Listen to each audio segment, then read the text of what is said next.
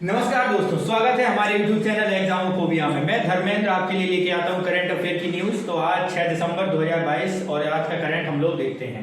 ठीक है, जैसा कि बोर्ड पे आप देख रहे हैं पहले से ही करंट लिखा हुआ है आज का। तो आज का सबसे पहला करंट है डिजी यात्रा। क्या है ये डिजी यात्रा?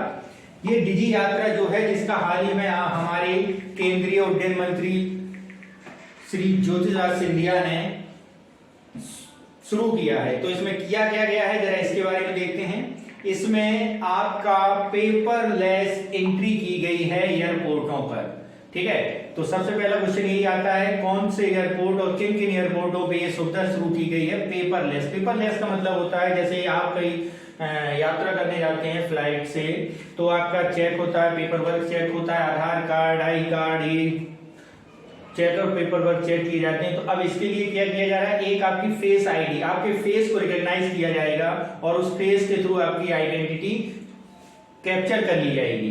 तो ये सुविधा भारत में शुरू की गई है और इसको शुरुआत कराई है आपके श्री ज्योतिरादित्य सिंधिया ने। केंद्रीय मंत्री उड्डयन मंत्री किसने? ज्योतिरादित्य सिंधिया ने, ज्योतिरादित्य सिंधिया जी ने। ठीक है, शुरुआत की। अब अगला पॉइंट आता है कि कहां से शुरुआत की है, सिंधिया द्वारा शुरुआत।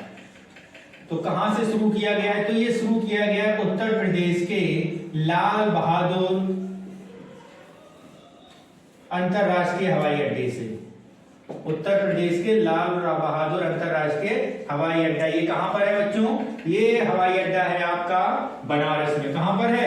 बनारस में। इसके अलावा यानी पहला हवाई अड्डा जहां पर डिजी यात्रा सेवा शुरू की गई है वो कौन सा है? आपका लाल बहादुर हवाई अड्डा बनारस। इसके अलावा दो और एयरपोर्टों पे शुरू किया गया है। तो एक आपका दिल्ली का इंदिरा गांधी एयरपोर्ट है और एक आपका बंगलौर का एयरपोर्ट है। और एक कौन सा है आपका? बंगलौर का एयरपोर्ट है। ठीक है, इसके अलावा इसे और आगे बढ़ाने की बात की जा रही है और अन्य 4 एयरपोर्टों पर भी डिजी यात्रा सेवा शुरू की जाएगी। तो अन्य 4 एयरपोर्ट कौन कौन से हैं? हैदराबाद का एयरपोर्ट है, कलकत्ता का एयरपोर्ट है,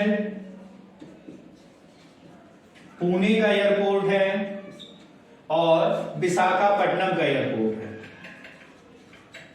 ठीक है बच्चों, यानी कुल मिला के डिजी यात्रा सेवा कितनी एयरपोर्टों पे शुरू होने वाली है? 7 पे। 3 पे हो चुकी है, 4 की घोषणा की गई है। 3 पे शुरू हो चुकी है, 4 वेटिंग लिस्ट में है, घोषणा उनकी की जा चुकी है कि अगले 4 कौन से एयरपोर्ट होंगे।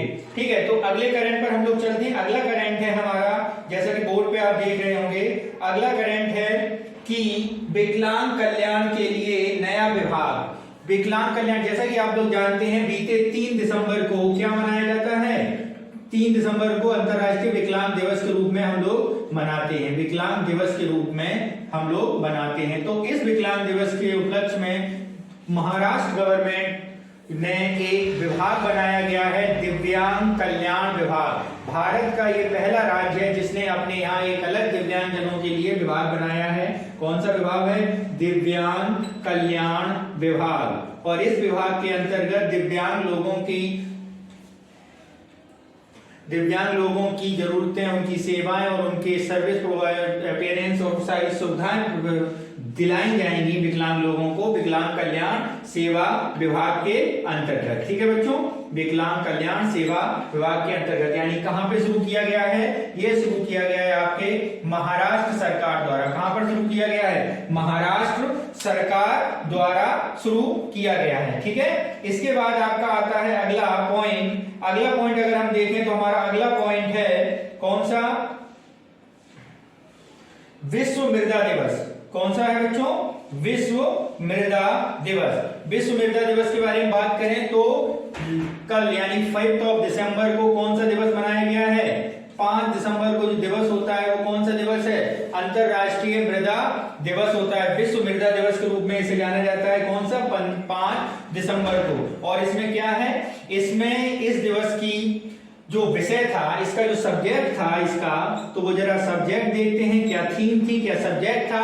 अगर हम सब्जेक्ट की बात करें, जहां से भोजन शुरू होता है। क्या थीम है इसका?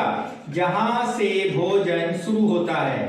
बच्चों ये थीम, ये सब्जेक्ट बहुत ही जरूरी है याद करने के लिए, क्योंकि आपके आगामी एग्जामों में आपका सब्जेक्ट पूछा जाता है। ठीक है, और अगर हम इसके बारे में और बात करें कि विश्व मृदा दिवस आधिकारिक घोषणा 2014 में की गई थी।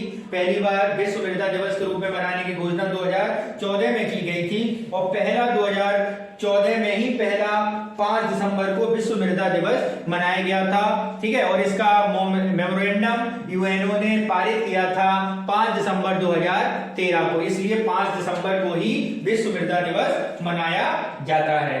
अगला हम लोग देखते हैं, अगला हमारा करंट क्या है। अगला हमारा करंट है ऑनलाइन अपराध रिपोर्ट, यानी ऑनलाइन यानी साइबर क्राइम के लिस्ट में जारी की गई है भारत सरकार द्वारा, भारतीय एनआई अपराध ब्यूरो द्वारा। ठीक है, तो इस लिस्ट में आपके उत्तर प्रदेश का दूसरा नंबर है, सेकेंड पोजीशन पे है ऑनलाइन यानी साइबर क्राइम में आपके उत्तर प्रदेश का कौन सा स्थान है, दूसरे नंबर पर आता है उत्तर प्रदेश। कौन सा आता है, उत्तर प्रदेश। ठीक है बच्चों, इसके बाद अगर हम बात करें अपने अगले करंट की, तो हमारा अगला करंट है 17वां badminton cup, under 17 badminton cup किसने जीता। तो बताएं कि आपका अंडर 17 बैडमिंटन कप में पहला स्वर्ण पदक लेने वाले खिलाड़ी का नाम है उन्नति हुड्डा। क्या नाम है, उन्नति हुड्डा खिलाड़ी हैं जिन्होंने स्वर्ण पदक जीता है। ठीक है, पहले जूनियर एशियाई बैडमिंटन चैंपियनशिप में जीतने वाली पहली भारतीय शटलर है अंडर 17 में, और उन्होंने कौन सा पदक जीता है बच्चों, स्वर्ण पदक जीता है। ठीक है, कौन सा पदक, स्वर्ण पदक किसने, उन्नति हुड्डा ने। ये शटलर हैं under 17 junior shuttler of India, junior shuttler. ठीक है, नेक्स्ट आपका आता है रोहित शर्मा, रोहित शतक, रोहित शर्मा।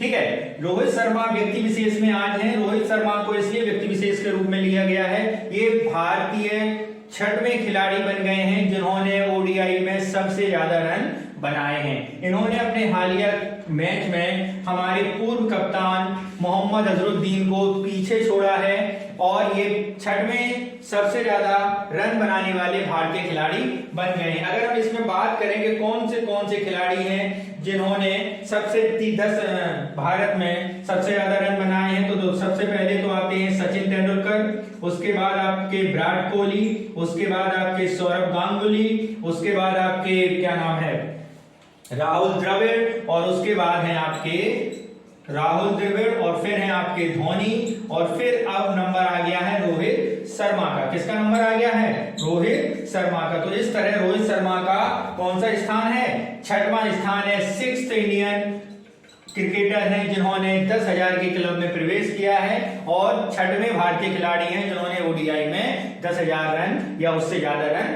बनाए हैं। ओके बच्चों, ये है आज का करंट 6 दिसंबर का, और आप हमारे चैनल से जुड़े रहिए, रोचक जानकारियां और रोचक तथ्य आपको बराबर मिलते रहेंगे। थैंक यू वेरी मच, जय हिंद।